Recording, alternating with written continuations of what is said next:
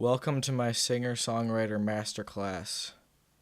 This is Leozition, the premier website for learning all of your guitar singer-songwriting and recording needs. Today, we're going to be teaching you how to write and record an acoustic guitar singer-songwriter song, just like the pros. Let's get started. Okay, so the first thing you're going to want to do is you're going to want to get an acoustic guitar. Okay, so you're going to want to get your guitar, and it's important that you stay in standard tuning, or you go a half step down or down to D, because that's pretty artsy too. But if you do stay in standard tuning, which I would recommend, you must either put the capo on the first fret or higher. You cannot be capo-less because that's not artsy enough. So I'm going to put mine on the 5th fret, so I'm 5 times as artsy as everybody else. And so you're going to want to write a very simple melody that you're going to repeat what some would say repetitively throughout your song, but I just think that's what makes it catchy, you know? Because if you don't repeat the same thing, how are people going to remember your song? If there's too many parts, no one's going to ever remember it, right?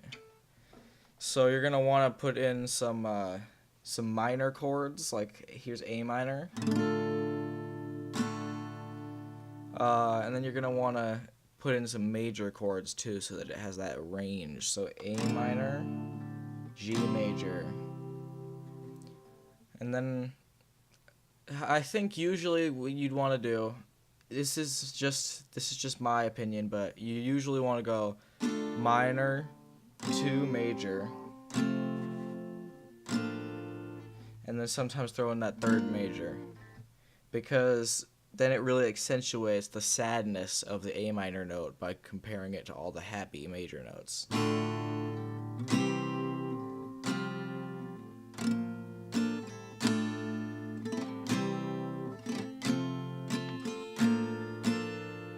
You really hear that, right? Okay. Now to make your chorus, most genres would maybe have like the chorus would probably be the catchiest part. But like, have you ever heard a Chainsmokers song? They're a classic, right? And they don't have catchy parts at all in their songs, dude. So you don't even have to pay attention to that. All you have to do is just simplify your main verse, and that's your chorus. That's really all you got to do.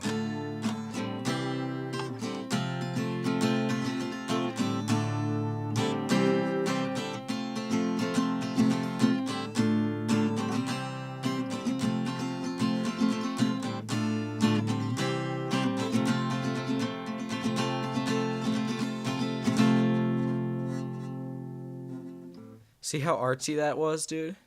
It was basically like the Chainsmokers were here right now, teaching you how to make an amazing song. Alright, now it's time for the lyrics. What you're going to want to do when you're writing a singer-songwriter song's lyrics is you're going to want to think of something that is a legitimate emotion. You know, maybe not one you've actually experienced yourself, but a legitimate emotion. And then you're going to want to think about, what if I felt like that? You know, what if I felt bad about this particular thing? And then you're going to want to think of the most ridiculous way and the most inaccurate way to phrase that feeling. And, you know, it's usually going to end up being about a woman or being sad and lonely, which is usually also about wanting a woman. So I have decided to write a song about loving a woman that doesn't really love you back that much, but she's still with you anyway. Very deep subject matter, you know. It really hits home for somebody out there. Not for me, but for somebody out there it hits home. So you have an audience, alright? So I wrote these lyrics in advance. You're going to want to write them down in a journal, with either pen or pencil, preferably pen, because then that makes you look super artsy, like you don't make mistakes. Because you don't. If you're a singer-songwriter, you can't make mistakes, you know. You're perfect. So here my song is called Frostbite Kiss. Uh, and that is a play on the first line of every verse and the chorus, which is "Your love is cold," because she doesn't really love him that much, so her love is cold. So let me read out the lyrics for you guys, just so you can be amazed and have some inspiration for your own beautiful lyrics, though they probably won't be this good. Your love is cold, but you're who I want to hold. Hold as we grow old. But I know you don't feel the same, and there's nobody to blame except for me for loving you. And now we're going into the chorus because you don't want to skip any chance you get to go into the chorus. Between every verse, you don't even need a bridge, you just go straight to the chorus. And if you use a bridge, which I might, probably not, but if you use a bridge, the bridge should still just be mostly made out of the same chords you already had, or just add in one chord that you're never going to play again for the rest of the song. And the chorus goes, "Your love is cold, oh, so cold. But I love you, baby. So won't you still stay with me, maybe?" Now this shows that he's very desperate for her love because he loves her so much, but she still just doesn't really love him back yet. But he's wanting her to stay, so maybe she'll start to love him later. Here's the second verse. You don't want to have more than 2 verses. And after every verse, you want to repeat the chorus. So here's the second verse. Your love is cold, and I can feel it on your lips when you gave me your frostbite kiss. Now see, that is a reference to the title of the song. So people are like, oh yeah, that's the song I'm listening to, Frostbite Kiss. Great one. It freezes me so bad it burns, just like my heart burns for you. See, the best rhyming, the most accurate rhyming, is when you rhyme a word with itself in the next sentence.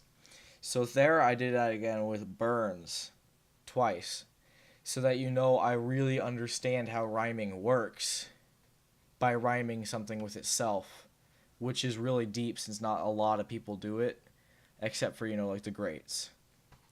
The greats like Kid Cudi on his masterpiece Speed and Bullet to Heaven. Just, oh God. Those songs, they just make me want to lay down in my Toyota Corolla and just crank up the volume and just go, oh yes, take me. And then you repeat the chorus again, which, let me remind you, is your love is cold, oh, so cold, but I love you, baby, so will you stay with me, maybe? Or so won't you stay with me, maybe? It doesn't really matter if you fuck up the second time, the first time or second time, because in the end version, it's still going to be whatever you chose to do, and that's no matter what going to be the best thing to do, because singer-songwriters don't really make mistakes, because they're perfect.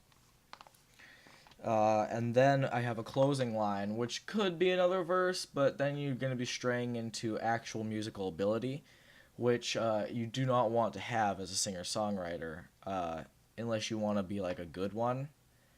But, those, they don't count because they're not as relatable,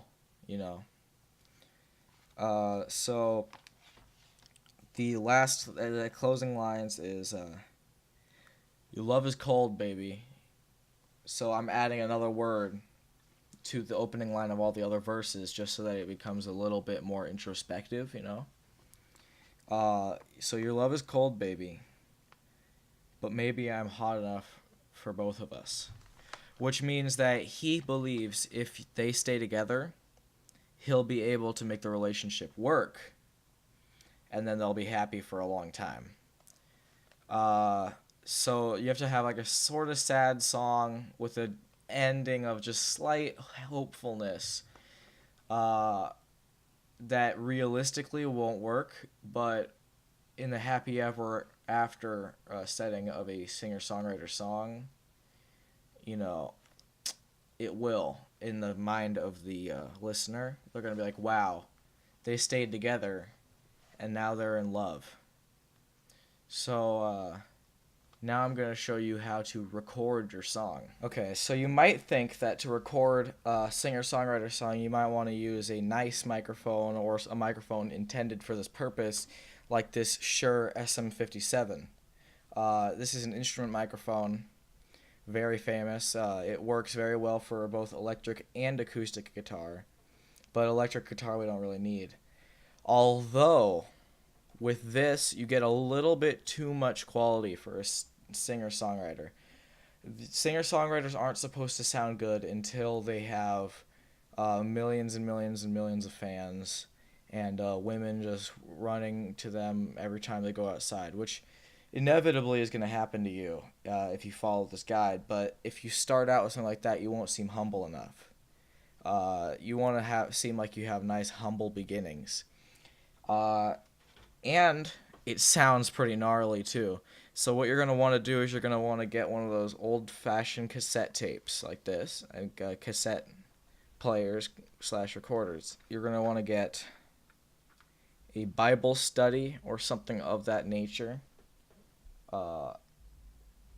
Cassette tape that you didn't buy, you just found somewhere. You know, you don't even have a religious family. You have absolutely no idea why you would own something of this nature, but you do. So you don't really care about recording over it. And then you're going to want to put something, since this is a copyrighted thing or a not re-recordable cassette tape, it has these little holes there, see? And then there's a little grappling thingy on the bottom of the cassette player that will grab into those and won't let you record over it if it's already taped on cassette thing, so that you won't mess up one that you purchased and intended to listen to. But that's not what we're doing. So you're going to want to take another piece of Bible stuff that I also don't know how I have, and you're going to want to fold it up and cover those things with it. There. It's also even more artsy because that came from a Bible pamphlet about pain.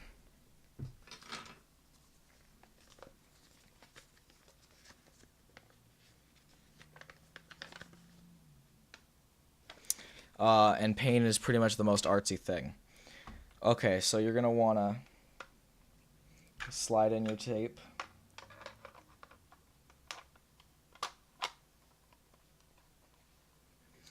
Okay, so this is the original thing playing on that tape. What does your church do to celebrate with the stranger and with the new Christian?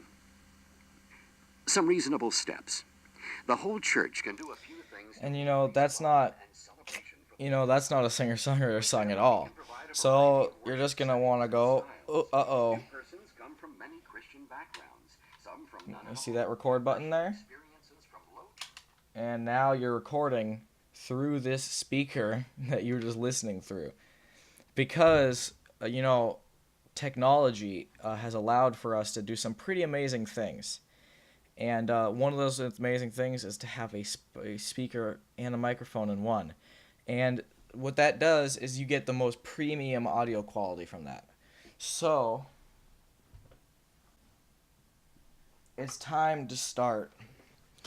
And I messed up a little when I was showing you how to do this. But okay, so let's start. I'm going to turn off the video for a second while I record this song, and then I'm going to play it back for you and then show you how to get this onto your computer. Okay, so I have now finished recording the song, and this is the setup that you use to get the song onto your computer. You take your cassette player, and then you take the nice microphone that was too nice sounding for you to record the song with, and then you're going to hook that up here to the cassette player. Another way to do this is to use the headphone jack to put this into a nicer speaker that's easier to mic up. But I'm really going for that raw vibe, you know. So I want to line this up right, and then... Rock by Kiss, take a million.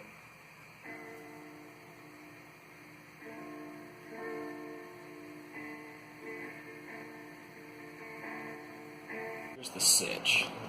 I was going to put the song at the end of the video, but instead I decided to make its own entire music video, which you can access in the link down below. And if you liked this video, like and subscribe for more content such as this. So, well, as always, Slippery Dad sliding out.